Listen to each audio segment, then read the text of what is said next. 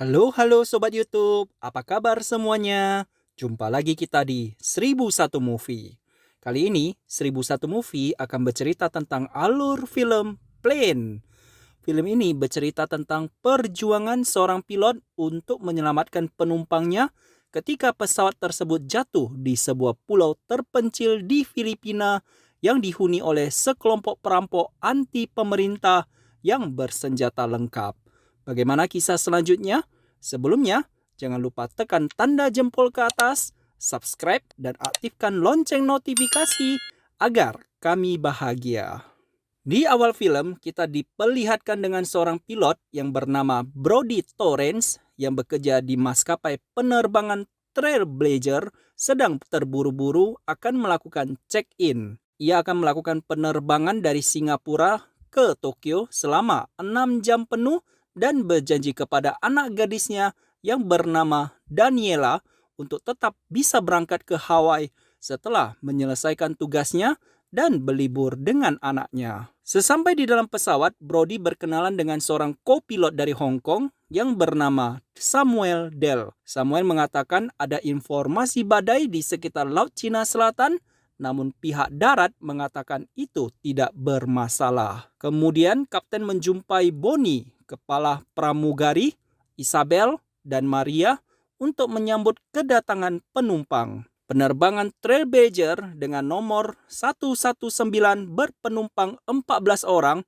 termasuk salah satu narapidana yang ditangkap di Bali yang bernama Louis Gaspari. Akhirnya, pesawat berhasil take off. Di dalam kabin, Brody bercerita tentang istrinya yang sudah meninggal 3 tahun yang lalu dan anaknya Daniela kuliah di California, sedangkan dia menetap di Singapura. 19 menit mengudara, badai yang diinformasikan sebelumnya menghadang sehingga terjadi turbulensi yang sangat keras. Hal ini membuat Brody harus menghindari badai dan naik ke ketinggian 40.000 kaki dari batas cruising pesawat. Brody kemudian bergerak ke belakang untuk memeriksa penumpang. Tiba-tiba petir menyambar yang membuat kepala Brody terantuk dan listrik menjadi tidak stabil. Setelah kembali ke ruangan kemudi, Samuel mengatakan avionik terbakar akibat sambaran petir yang membuat pesawat hilang kendali tanpa listrik dan gangguan pada sinyal radio. Brody kemudian menyarankan menggunakan baterai cadangan yang hanya bertahan 10 menit untuk melakukan pendaratan darurat. Bila tidak, pesawat akan menukik turun tanpa terkendali. Dengan stopwatch, mereka melakukan perhitungan mundur dari angka 10 menit. Pesawat kemudian melaju turun dari ketinggian 40.000 kaki tanpa radar dan sedang berlangsungnya hujan es. Seorang petugas yang menjaga narapidana kejatuhan handphone dan melepaskan seatbeltnya untuk mengambilnya. Isabel kemudian bergerak melarang petugas tersebut, namun terjadi guncangan yang sangat kuat yang mengakibatkan kepala mereka terbentur dan tewas. Dengan sisa waktu 3 menit, Brody dengan sangat menyesal mengatakan pesawat ini terpaksa akan turun ke air dan Bonnie mengumumkan kepada penumpang kita akan bersiap mengalami benturan keras dan pesawat ini memiliki alat pelampung. Dengan sisa waktu 10 detik, tiba-tiba mereka kemudian melihat adanya daratan dan bersiap melakukan pendaratan darurat. Akhirnya, pendaratan super ngeri berhasil dilakukan dan Brody mengumumkan kepada semua penumpang agar dapat turun dari pesawat. Setelah mereka turun, Bonnie menitipkan kunci borgol kepada kapten karena narapidana Louis mengincar kunci tersebut dan kapten berpesan mungkin orang tersebut berbahaya. Brody kemudian menenangkan penumpang dan menjelaskan kondisi pesawat serta mencari solusi sambil berteduh di pinggir hutan. Setelah menggambar sketsa penerbangan, akhirnya Brody tahu mereka saat ini berada di Pulau Jolo di bagian Filipina. Samuel menjelaskan kondisi pulau ini sangat buruk, dikuasai oleh pemberontak anti pemerintah dan penuh dengan kriminal. Jadi tempat ini sangat tidak aman dan tidak ada yang namanya polisi. Di kantor pusat Trailblazer New York, Terry Hampton menerima informasi dari anggotanya tentang hilangnya kontak pesawat Trailblazer 119 di bagian Filipina, di mana pesawat menukik tajam di bawah 20.000 kaki. Kemudian David Scarsdale, bagian strategi perusahaan dan manajemen krisis, datang memberikan solusi untuk menerjunkan tentara bayaran untuk mencari mereka. Kemudian David menelepon John Silbeck untuk berangkat ke Manila mencari pesawat tersebut dan pesawat dapat sampai di sana dalam kurun waktu 3 jam. Cerita kemudian berpindah di mana Brody telah berganti pakaian dan setelah selesai, dia mengumumkan kepada penumpang bahwa kita terjatuh di pulau terpencil yang mungkin pencarian dan penyelamatan bisa memakan waktu yang lama. Untuk itu, dia dan Louis akan pergi mencari alat telekomunikasi agar bantuan dapat segera datang. Di bagian lain, kita diperkenalkan dengan seorang pemimpin teroris yang bernama Datu Junmar, di mana seorang penduduk memberitahunya tentang sebuah pesawat yang mendarat dekat pertambangan yang kemudian Datu memerintahkan anggotanya untuk memeriksa hal tersebut. Cerita berpindah ke bagian hutan di mana Louis merupakan mantan grup komando parasut. Sambil berjalan, tiba-tiba Louis menghilang dan Brody melanjutkan perjalanan sendiri. Di bagian pesawat, Samuel yang mencoba memperbaiki pesawat akhirnya berhasil membuat pesawat itu hidup kembali. Akhirnya Brody sampai di sebuah gedung tua dan menemukan sebuah telepon. Setelah diperbaiki, akhirnya Brody dapat tersambung dengan operator Trailblazer. Di sana dia menjelaskan kondisi pesawat, tetapi pihak operator tidak mempercayai dan menganggap itu adalah telepon iseng yang kemudian operator tersebut menutup telepon. Kemudian Brody menelepon anaknya Daniela dan memesan Daniela untuk menghubungi Trailblazer bahwa mereka sekarang berada di sekitar Pulau Jolo. Tiba-tiba seseorang memukul Brody yang membuat mereka saling berkelahi dan Brody berhasil membuat pingsan lawannya.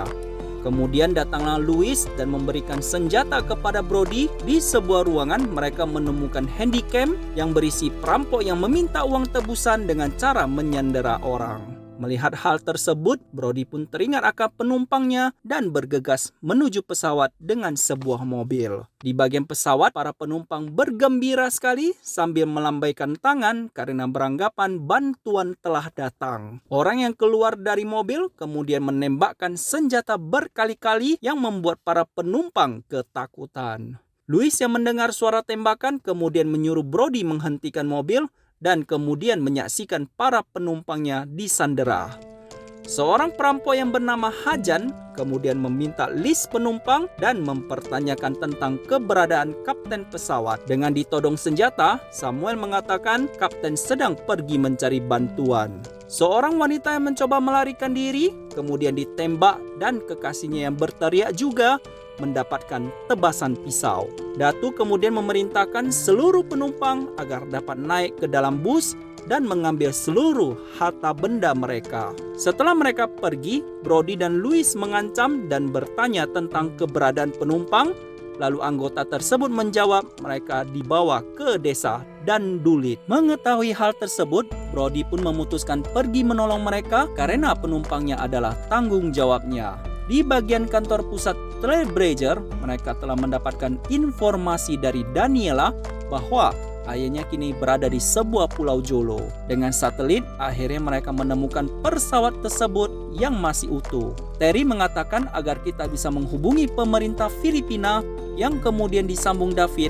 Pulau tersebut dikuasai oleh para separatis dan tentara Filipina tidak mau ikut campur dalam hal ini. Sebelum berangkat, Brody masuk ke ruang kemudi dan mengetahui pesawat sudah bisa digunakan kembali karena telah diperbaiki oleh Samuel. Brody kemudian menulis pesan para penumpang disandera serta menulis identitas dirinya. Kemudian mereka berangkat menggunakan mobil dan melintasi hutan. Di sana, para sandera direkam dengan memberitahukan nama dan negara asal untuk dimintai uang tebusan. Di tempat lain, para pasukan bayaran telah turun ke lokasi menggunakan parasut. John masuk ke dalam pesawat dan menemukan pesan dari kapten, "Kami pergi menyelamatkan mereka." Di desa Dandulit, para perampok sedang mengisi bahan bakar pada bot untuk membawa sandera menyeberang ke pulau lain. Melihat hal tersebut, Brody dan Louis secara diam-diam membunuh mereka dan menjatuhkan satu persatu perampok serta membebaskan para tawanan. Brody menyuruh para penumpang untuk naik ke bus dan kita akan kembali menerbangkan pesawat yang telah diperbaiki. Satu persatu penumpang masuk ke dalam bus, Kemudian masalah datang lagi, mengingat jalan utama dijaga oleh sekelompok perampok bersenjata. Tidak mau mengambil resiko, Brody pun menyerahkan diri dan bernegosiasi dengan Datu karena itu adalah tanggung jawab seorang kapten. Datu kemudian mengatakan semua yang ada di Pulau Jolo adalah miliknya termasuk orang-orangmu. Kemudian Datu memerintahkan Hajan membunuh kapten. Saat akan menembak, tiba-tiba Hajan ditembak oleh pasukan bayaran yang sudah tiba di sana. Tembak-tembakan pun terjadi, tetapi akhirnya mereka semua dapat pergi menggunakan bus. Datu yang marah karena Hajan tewas, kemudian memerintahkan pasukannya untuk mengejar dan membunuh mereka. Sesampai di sana, para penumpang trauma dan tidak mau terbang dengan pesawat tersebut. Kemudian Brody meminta mereka mempercayainya karena dia masih ingin memeluk putrinya dan akan membawa mereka pulang dengan selamat. Kapten dan Samuel mengecek bagian pesawat, sedangkan para pasukan bayaran berpencar menunggu kedatangan para perampok. Kapten yang sedang memperbaiki bagian rem pesawat, tiba-tiba para perampok tiba di sana. Tembak-tembakan pun terjadi yang banyak menewaskan para perampok. Setelah 2 menit mesin dihidupkan, Brody akan menyisakan tangga agar para pasukan bayaran dapat naik ke pesawat. Saat mengambil peluru, Louis melihat banyak uang di dalam tas dan para perampok menembaki pesawat yang akan segera terbang. Dari kantor Trailblazer, Terry tidak mengizinkan Brody untuk terbang, namun David memperbolehkan Brody melakukan penerbangan. Akhirnya para pasukan bayaran telah naik ke tangga pesawat. Louis malah memutuskan mengambil uang tersebut dan melarikan diri. Saat Datu akan menyiapkan rudal, ban pesawat menabraknya yang membuatnya tewas.